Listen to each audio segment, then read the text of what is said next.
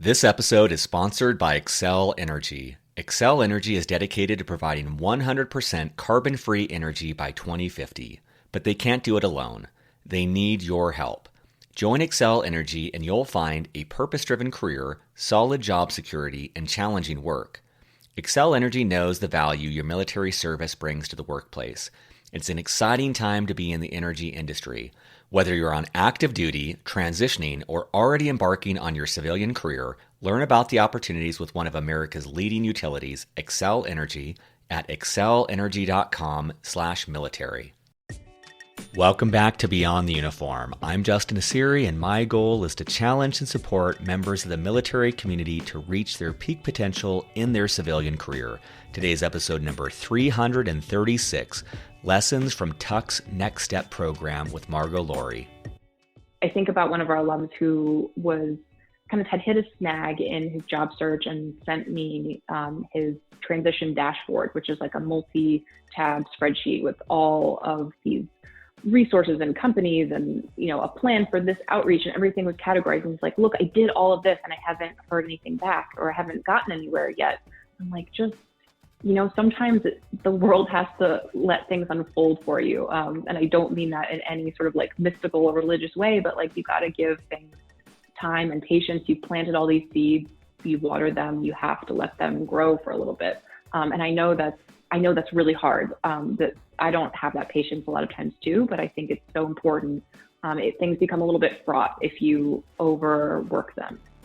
In previous episodes, several of our guests have talked about Tuck's Next Step program, which is an accelerated way for military veterans and elite athletes to go deep on learning business fundamentals without having to spend 2 years getting an MBA.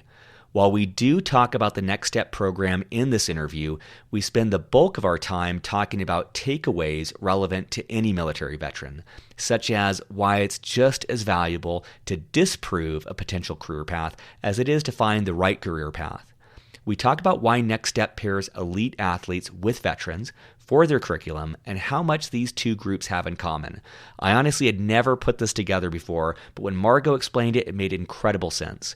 We talk about the skills that will make veterans successful in the civilian workforce. We talk about patience and flexibility and all sorts of other tips that you'll be able to put to use right away. If you like this episode, be sure to check out episode 180, Career Advice with Andy Chan, episode 222, Career Transition Advice from 16 Years of Recruiting with George Randall, and episode 239, Career Advice number 2 with George Randall. And there's links for all three of those episodes in the show notes for this episode at beyondtheuniform.org. A special plug, we always put our links to resources in the show notes for each episode. You'll really want to take that out because Margaux graciously coordinated with Andrew Sobel. He provides a $797 course called Building Relationships That Matter, and he's making it $99 for veterans. So there's a coupon code in the show notes to get that $800 value for just $99. Extremely high quality content if you want to go deeper. You'll also find at beyondtheuniform.org over 330 episodes just like this one, all completely free. Special thanks to all of you who are helping spread the word about Beyond the Uniform. One way that we know that helps is leaving positive reviews on iTunes. Special thanks to L. Gonzalez, who wrote, "Beyond the Uniform is an awesome resource both for military members thinking about transitioning or for civilian employers looking to learn more about the unique skills set that military members bring to the table. Would highly recommend." Thank you, El Gonzalez, and all of you who have either written an iTunes review or shared Beyond the Uniform with your friends, families, neighbors, and everyone. So with that, let's dive in to my conversation with Margaux. Dive.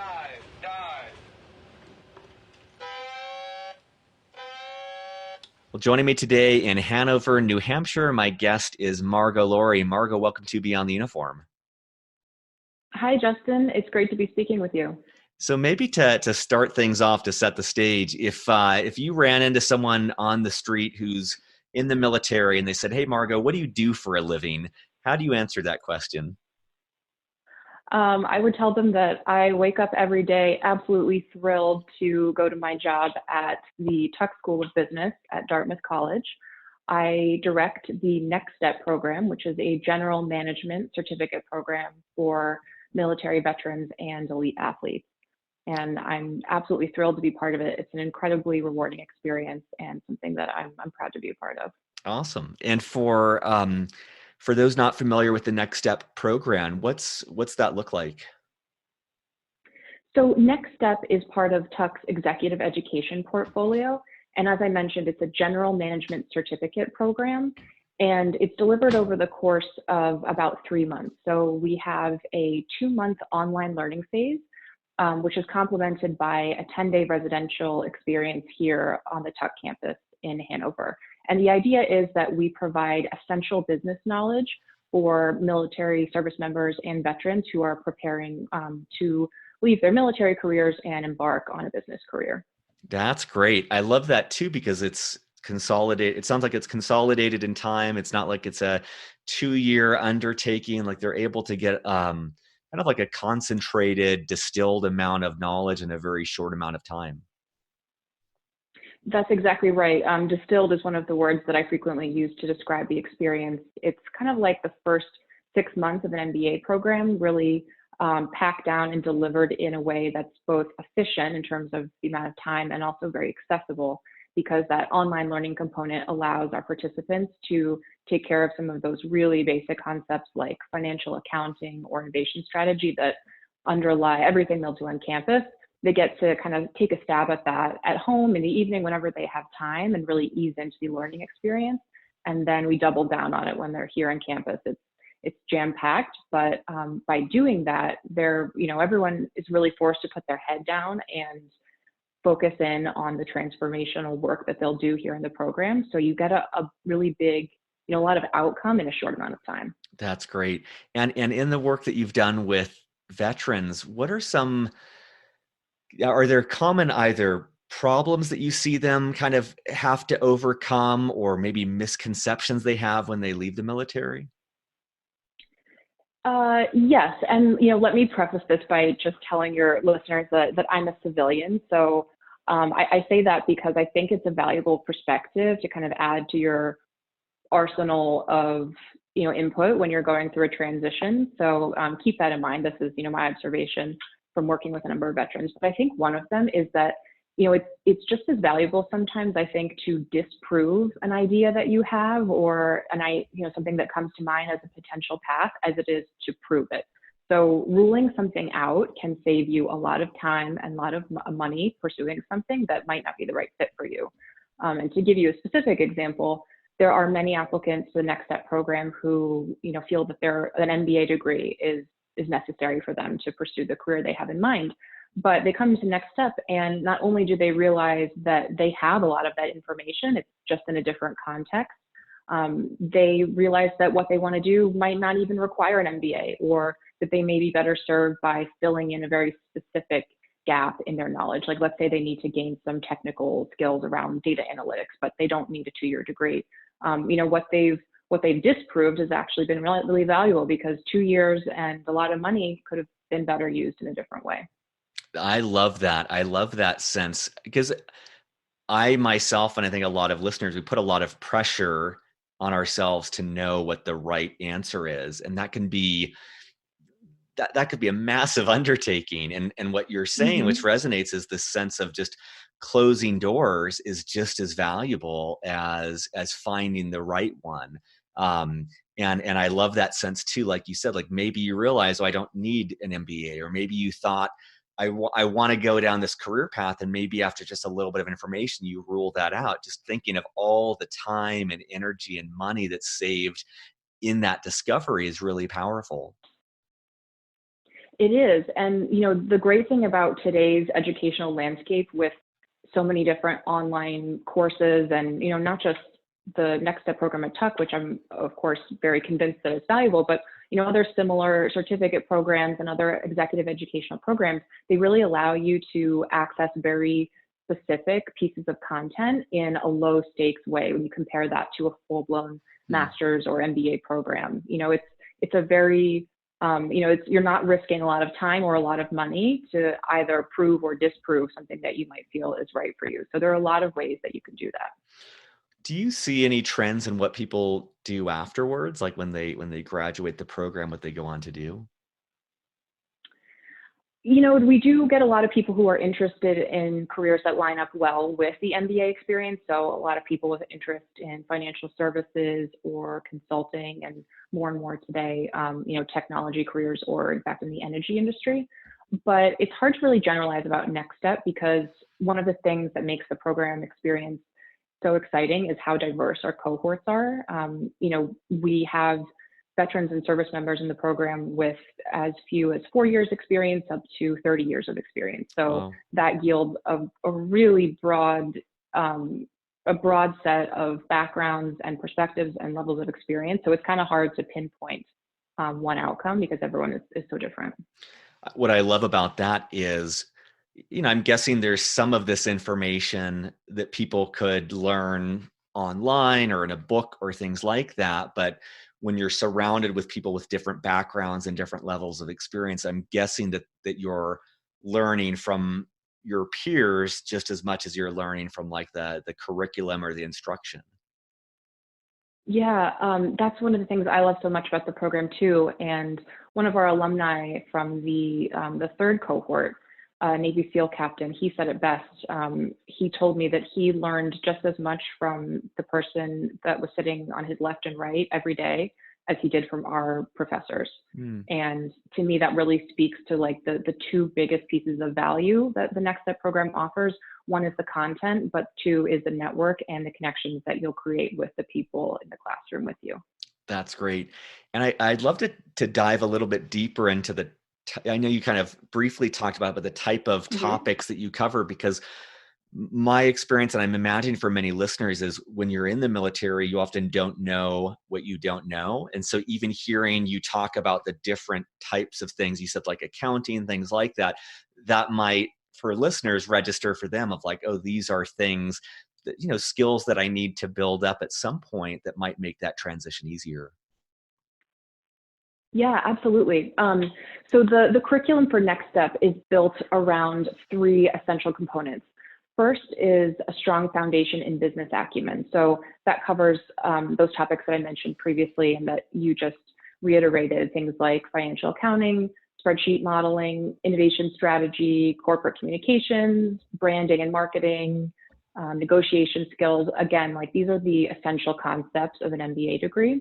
And that broad base in business acumen is something that makes Next Step unique compared to, for example, Stanford's Ignite program, which I imagine many of your listeners are familiar with. Next Step will deliver a broad base in business acumen, so those general management skills that are relevant in all industries and all job functions. We don't dial in on, we don't do a super deep dive in any one topic. We're trying to equip you for anything that you might pursue. On that note, entrepreneurship is actually a big part of our program as well. But again, it's a broad base, a toolbox, if you will. And then the other two components of the program are career development skills and professional exposure. And these two kind of go hand in hand.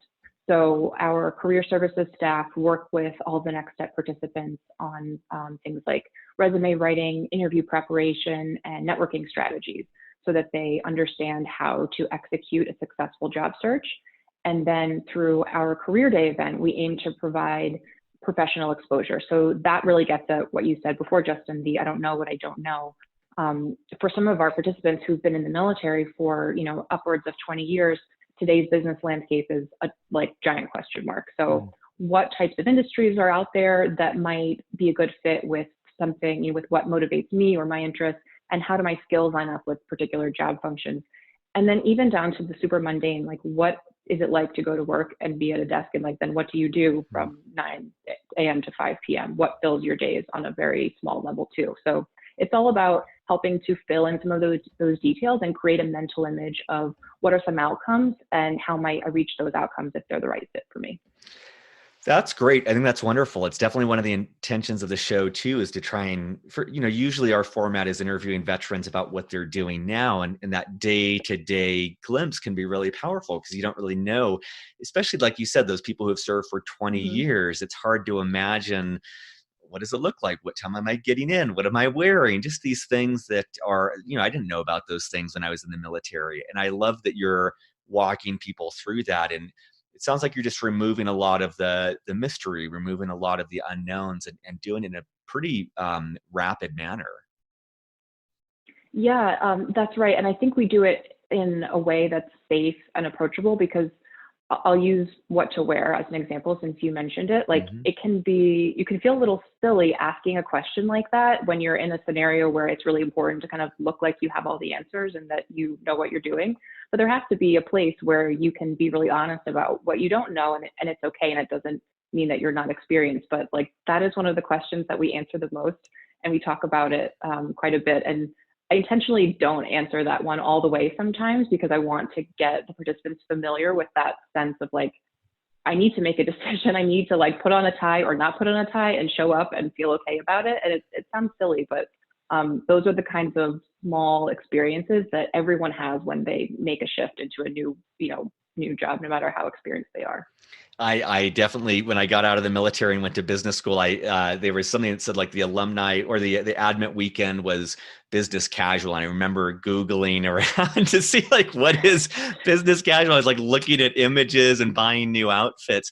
But what I love about what you're saying is when you're surrounded by both veterans and these elite athletes who have similar questions, it normalizes it. You don't feel as odd having to ask this because you realize no one Mm-hmm. knows this in that group.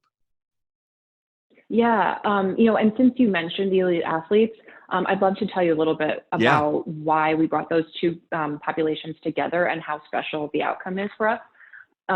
So the athletes in the program serve two purposes, and this goes both ways, but obviously based on your audience, I'll orient this towards veterans. Mm-hmm. So the great thing about having these two groups together in the classroom is, on a logistical note, it makes the tuition for Next Step GI Bill benefit eligible. Mm. So an entirely veteran program is not eligible for GI Bill benefits, which is something that's very important to us to keep Next Step accessible for the audience for which it was intended. The other part of it is that, bringing elite athletes who at first some people are like, why are they in here? Some people get it right away and others kind of take a day or two to really warm up to it, but they see it very quickly that the skills and behaviors and traits that make an athlete successful at the Olympic, Paralympic, World Championship level, they're very similar to what drives success in the military and the outcomes that those experience, develop in you.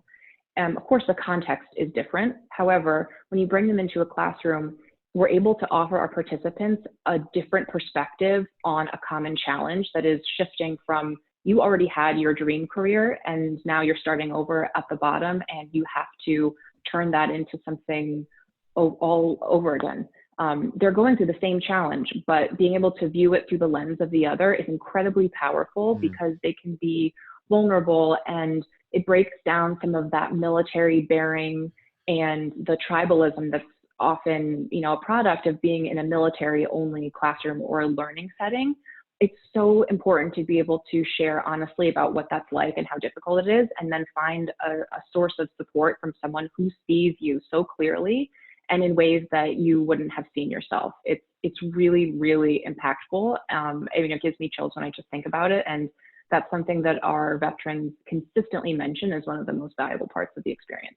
That's pretty powerful. I've never actually thought of it in that way, but for some reason, when I think of like an elite athlete, let's say someone who's competed in the Olympics, it's like, wow, like I have a tremendous amount of respect. Like I know the amount, or I can imagine the amount of discipline and regiment and just extreme dedication it takes to compete at that level.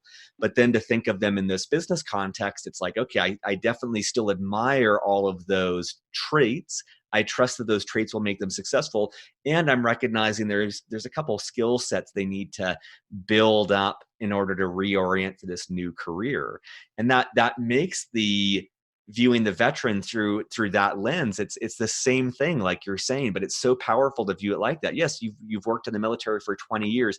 You've got incredible depth and experiences, and there's some pieces missing, and we can fill those in to reorient you for that new start. That is very powerful how you pair them together like that. Yeah, and one of the things that is so, I think makes both veterans and elite athletes such great future employees is they're used to operating at a very high level. High performance is the name of the game.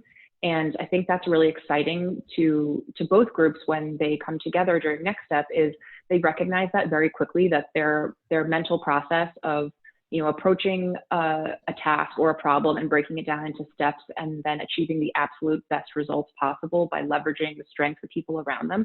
It's second nature, and they fall into that, and they're in lockstep with each other, with someone that they've never met, yet they connect at such a deep fundamental level. And it's really empowering because I think there's a lot of mutual admiration as well. As I said, of course, this is a different context that it plays out, but elite athletes and veterans also, they both serve a set of higher ideals than themselves that are really highly regarded, and that's really what motivates them. And they, it's like you have an Olympic gold medalist sitting across from a Green Beret, and they're both just like, they couldn't admire each other more, but they don't see those things about themselves, but they can so clearly see it about each other. It is really special. That's yeah, you hit the nail on the head with that. That's what it is. It's like you're seeing in the other what you don't see in yourself. And everything I was thinking about with these elite athletes, I would say for the members of the military as well, but it's just different when you see it. It's just like, I think you expressed that beautifully. You had said about I had asked about the lessons that you learned. I just wanted to go back to that just in case there's something else you want to touch on. I love this first point you had about it's just as valuable to close doors as to like find the one that you're going to do. Any other trends that you'd want to share with listeners or things that you've observed? Yeah. One of them is just to have some patience and to be flexible. Transition is something that, it's, you set yourself up for success by approaching it in a thorough and organized way. I am totally a type A person like that. I approach like going to the grocery store in a thorough and organized way. So like I completely understand when we have people coming in and I've done this, I've done this, I've done that, and I have this timeline, and like super, super organized and diligent about it, which is, as I said, an important part of the success. However, I think it really benefits to allow some patience for things to unfold, and also to be flexible that it might not always look like what you thought it was going to look like. I think about one of our alums who had hit a snag in his job search and sent me his transition dashboard, which is like a multi-tab spreadsheet with all of these resources and companies and, a plan for this outreach, and everything was categorized. And it's like, look, I did all of this and I haven't heard anything back, or I haven't gotten anywhere yet. I'm like, just, sometimes the world has to let things unfold for you. And I don't mean that in any sort of like mystical or religious way, but like, you got to give things time and patience. You've planted all these seeds, you water them, you have to let them grow for a little bit. And I know that's really hard, that I don't have that patience a lot of times too, but I think it's so important. Things become a little bit fraught if you overwork them. So to step back. And the other part of that is that I think it's just as important to be able to make the best out of the way something turns out or what's offered to you, as it is to be able to engineer the perfect outcome from the start. So there's certainly value to thinking about yourself, very thoroughly, and thinking, what would a really ideal situation for me be like? However, I'll use myself again as an example. I ended up moving to Hanover because of my husband's job. I landed here and I didn't have a job, but I was, based on my previous work experience, pretty confident that I would kind of get on my feet and see what happened. And I found this position with Tuck in executive education. And I didn't know about Next Step at that point. I took the job because I could do it. It worked out. To be honest, I was a little underemployed at the beginning of it. But then I learned about Next Step once I started working here, and I moved my way into the program, and it's now my entire role. So like exec ed was kind of like, I don't know. I don't have my background's in sports. I'm sure it'll be fine. Let's see how it goes. And I could not have dreamt of a better outcome for me personally. So I share that anecdote just to hopefully convey to people that, it's one thing to be able to say from the get-go, here's how I want it all to go. But it's just as important to be able to take what you're dealt and turn that into something that's wonderful and productive for you as well, because life doesn't always go by plan A. That's great. Yeah, I can relate to that piece around the flexibility and patience. And I think part of that is in the military where things, at least in my experience, were a little bit more straightforward. I knew my promotion schedule. I knew the different career paths, like things were very orderly. And so I can imagine, that affects how I approach my civilian career and thinking that it's going to be structured in the same way. And so I love that sense of patience. I love that idea of the guy having the spreadsheet. I could see, I could see myself having that, or many people I know.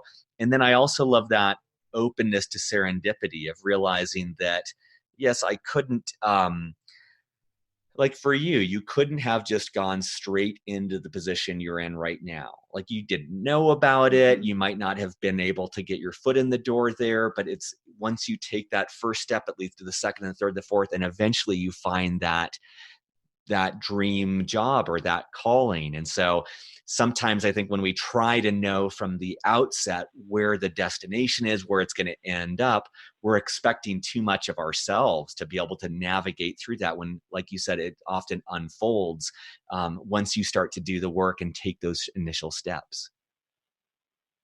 Exactly. And, if you are so sure of the destination, you oftentimes close yourself off to other options or other outcomes that may have been even better than what you thought of in the first place.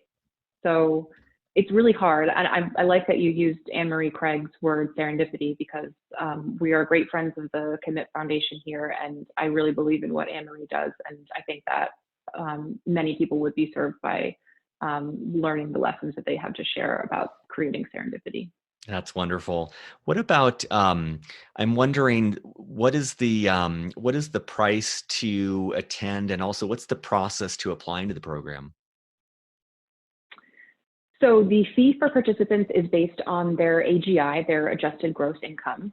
We have this fee structure in order to preserve affordability for the program in a fair way. Mm. So if the participant has an AGI of $70,000 per year or more, their fee for the program is $5,000. And if the participant has an AGI less than 70,000, their fee would be 2,500.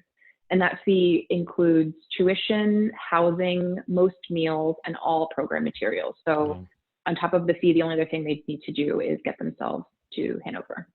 That's great. And the application.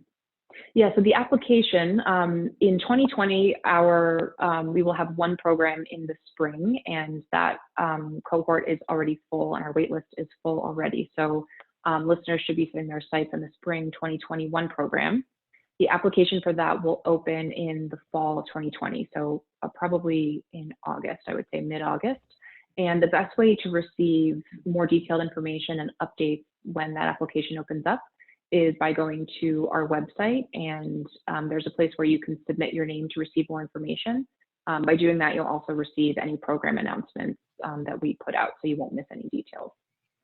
That's great. That's great value. And we'll have links in the show notes at beyondtheuniform.org, so you can get on that list and also be learning more information about the program. Could you also share a little bit more about the cohorts? Like how large are the cohorts? How large are the class sizes? Each cohort has between 60 and 70 participants. So it's a really fun group. They tend to be quite rowdy. It's like the most number of people that you could interact with in that amount of time and like really get to know everyone. And still, it brings a lot of fun and diversity. So there's 60 people in each cohort, as I said. And in 2019, I'm excited to say that we had 2 programs, which is our intent for the future. 2020 will be an exception because you may know that the Summer Olympics will be in August of 2020. So the timing of that doesn't really lend itself to a fall program. But generally, 2 cohorts a year is what we will offer going forward. That's great. That's great. Are there any resources that you would recommend for listeners to check out? Yes, I have something that I'm really excited to share with everyone, and that I could not recommend this more strongly. It's an online course by Andrew Sobel, a best-selling author and the founder of his own consulting practice. It's called Building Relationships That Matter. And it's it's an entirely online course, as I mentioned, and it's really a masterclass about how to build a network of trusted supporters, and it's a very tactical approach to networking. So the reason why I endorse it so strongly, and why it's, as a matter of fact, included in our curriculum at Next Step, is because networking is really important to not just finding a job, but your success on the job. However, I think my personal opinion is that there are a lot of bad ideas about networking out there, and that are way too general. For me, I'm an introvert, and I also like very specific kind of instructions. Like, I get the value, but how do I actually do it? And that's exactly what Andrew's course will give you. And it really highlights that the best way to approach a network is by building something that's akin to a personal board of directors. So these are the 15 to 20 key relationships that each person should have. And this is really more focused around your work in, your actual work once you've gotten the job. That's one thing that I'm constantly trying to point out to people in our program, is like all this, cultivating of like massive LinkedIn networks. Like, don't put too much energy there, because the real contacts that are going to support you are people that you meet through your work, and that know you in a substantive way.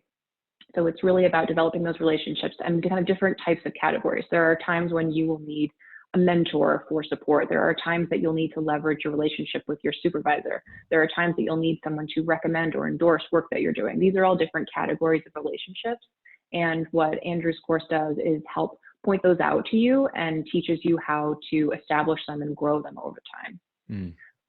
I've spoken to Andrew about this, and I'm so excited to share that he's generously offered a discount code for your listeners, where they can go to his website and, using the code, be able to purchase the course for $99, which is compared to the list price of, I think, $797.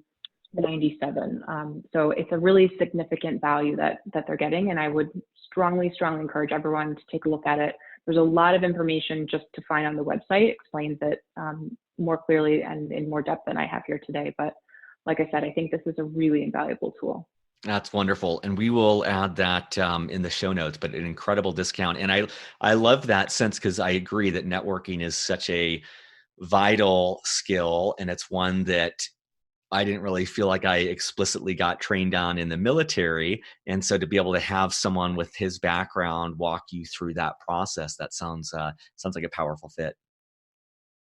It really is. And if at the start of our interview, you asked me, kind of what advice or perspective I had to share. And if I have a third one to share, it would be this: to complement the kind of military oriented transition advice and support with some just civilian, regular old transition advice, especially around networking and LinkedIn. I think there's sort of like this cottage industry of veteran service organizations that provide this, career training and support, which are absolutely amazing and incredible. And there are some very, very high quality resources out there.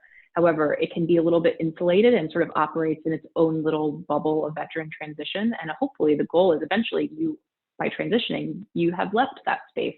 And so I think complementing your preparation with resources like Andrew's course helps, bring a lens of the world that you're hoping to join into the process. I think that's great. I really agree with that. I think one of the downsides I've seen of the military population is that because there are so many free resources, there's a hesitancy to pay for things, or there's a certain cheapness. And I know I definitely shared that when I first left the military. And so, for listeners, just to be explicit, I'm not getting anything from Tuck to do this interview. I'm not getting anything from Andrew Sobel to promote his course. There is a value in paying for things like this. Yes, it's $5,000 or $2,500. Yes, it's $99. Like, everything that I've paid for, I valued more, and it tends to be, in my experience, higher quality. I pay for a lot of different trainings. And so don't let the cost or the thought that it's not free, in my opinion, don't have that cause you to seek out a free alternative, because sometimes the either the quality or the concentration of the material is not as potent as if you go for something else. So that's just my 2 cents. I wanted to chime in there. Well, I always like to leave the last question open-ended, Margaux, and we can take as long as you want for this, but I'm sure there's a lot of things that we didn't talk about that you would love to share with listeners, and I'd love to make space for that. I'm sure there's just things I don't even know to ask about that you have some wisdom to share with our audience. Or you could take it alternatively as what are some final things that you'd like to leave with listeners before we wrap up? Thank you for offering the space to do that. The biggest thing that I was hoping to share was really about the powerful connection that there can be found in our program between athletes and veterans, which I talked about. But I would love to read a quote that I jotted down from one of our veteran participants, because of course, obviously I love the program, but take it from one of our alumni. Here's the quote. I've never been to a course or training where I've been so emotional, raw, and open. Your formula with military and athletes is what does it. Each group thinks the other is the most amazing, which they are. Military or athletes alone would just be an overpriced transition assistance program. With the two combined with the course development, it's a game changer. And I wanted to share that. Obviously, I advocate for Next Step and what we are able to provide, but I think that, in general, for veterans in transition, finding someone outside of your environment that you're so used to, in the place where you're going to be very soon, finding someone else to help you through that process in whatever way that is. If that's, it's mentally challenging, it's emotionally challenging, it's physically challenging for many people. There's a lot. It's something that happens to your whole person. And so I think having these different avenues to seek support can be really empowering, and it's important to do that. I think that's great. And one of the things I'm appreciating about your program is it seems, I don't want to say baby steps because that sounds condescending, but it's like these miniature steps, right? Like you're learning these skill sets, you're doing it in a very concentrated environment, and you're doing that on the skills front and knowledge front. And I'm appreciating that you're doing that from a networking standpoint. Like for me, like I got out, I went to business school. It was tossed into this potpourri of people, many with like backgrounds I'd never been exposed to. And it was a lot. It was like being thrown in the deep end. And what you're doing, it seems like, is you're introducing the military population to a very close cousin of this elite athlete with enough differences that they can both learn from each other and respect each other. And it's not like they're being tossed into an environment with their diametric opposite. And I'm appreciating that because it's such a skillful way to take both people from where they've been steeped, what they've known for so long, and to start to have them learn from others and learn different skill sets. I think that's a very I imagine that's very helpful for the people in the program because you're giving them the tools and support to grow in a way that's not stretching them too quickly, and then you're losing knowledge, you're losing opportunity. And before our conversation, I would have never put together that bond between elite athlete and military veteran, and you've made a really powerful argument to support how that intermingling leads to something that's better than the sum of just the parts. I'm glad, and it's something that really fits with the mission of the Tuck School as a whole, and I think that's what makes Next Step a successful program. It really aligns so closely with Tuck's mission, which means that everyone involved, the professors, who, by the way, the majority of them waive their teaching fees to take part in the program, Wow. The staff, our partner organizations, myself, my colleagues here in Exec Ed, the alumni of the Tuck School who generously support the program through donations. It's a product of the entire Tuck community, and I think you feel that in every interaction with us, that it's world class and it's transformative. That's great. Well, for listeners, we will we'll add in the show notes the promo code. We'll add links to everything else so you can learn more about the Next Step program. But Margaux, thank you for the work that you're doing, and thank you for sharing your time and perspective with the Beyond the Uniform audience today. Of course, I'm delighted to do it, and thank you so much for offering us this time and space as well. Before we wrap up, we wanted to cover one more item that we forgot to cover in the in the actual interview. And Margaux, one of the perceptions sometimes people have is that this sort of program might only be for special operators or people like that. Could you just speak a little bit more to that? That's right.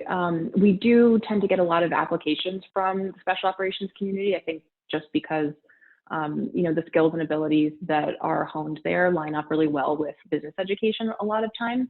However, that's not the intent of the Next Step program. Any veteran or service member with at least 3 years of service is eligible to apply, regardless of what branch of the military or what type of unit they served in. 3 years of experience is all that's needed to be eligible. And the ideal time to take part in Next Step is no more than 9 months prior to your transition. And for anyone that has more questions about their specific scenario, they are welcome to contact me directly. I'm happy to speak with them. Perfect. Thank you so much, Margaux. Surface, surface, surface. Beyond the Uniform is written and produced by me, Justin Nassiri, with help from our Chief of Staff, Steve Bain, and our editor, Kathleen Dillon. We are an all-volunteer organization and would greatly appreciate your help in any of the following ways. First, spread the word. Beyond the Uniform has over 330 podcast episodes and 15 on-demand webinars, all offered for free. Help us spread the word on social media, at military bases, or whatever gets this resource in front of more men and women who need it. Positive reviews on iTunes go a long way towards this as well. Second, sponsorship. Beyond the Uniform relies on sponsorship to keep us going. There is so much more we'd like to do, but we don't have nearly the resources to do so. If you know of a company that would like to advertise in any way with Beyond the Uniform, please send them to beyondtheuniform.org. Third, donations. If you're in a financial position to donate, you can find more information on the support section of beyondtheuniform.org. At our website, beyondtheuniform.org, you'll also find 330 plus episodes categorized by industry, functional role, and more. You'll find a link for live events, typically 4 per month. You'll also find both free and for purchase books that take a deeper dive on topics related to career growth. Thank you for your support as we aim to help members of the military and their families thrive in their post-military career and life.